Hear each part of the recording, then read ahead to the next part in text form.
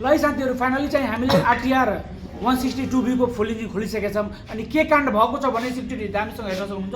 अहिले म तपाईँले यो गियर बक्स भइसक्यो, गियर बक्स खोलेर तपाईँले आउँछु कुन ब्यारिङ फुटेको छ अनि कसरी फुटेको छ।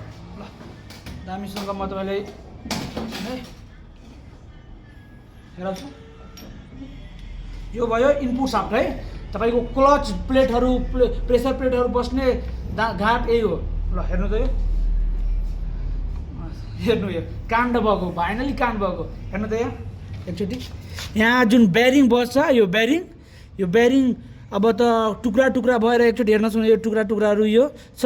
अनि अर्को हेर्नु, यो अर्को जुन ब्यारिङ बस्ने यो गोलो घाट हुन्छ अब यसमै अड्किसकेको छ टुटेर। मैले पहिला पनि भनेको थियो यो ब्यारिङ तपाईँको फुट्यो भने क्लचतिरबाट सोङ सोङ आवाज आउँछ, क्लच प्लेटहरू चाँडै चाँडै जाने होइन, अनि साउन्ड पनि छुट्यो आउने है। यो बाइकको थियो। खोलेर हेरिसकेपछि काम तपाईँले हेर्नुभयो। यो ब्यारिङ एकचोटि अझै राखिदिनु भाइ। यहाँको जुन ब्यारिङ हुन्छ यो फुटेर यो चाहिँ यहाँ अड्किएको छ। अनि गुना अरू पनि यहाँ टुक्राहरू हेर्न सक्नुहुन्छ। यो फ्रामको टुक्राहरू छ। अब अहिले त हुँदैन, रातिको अहिले 9 बजिसक्यो।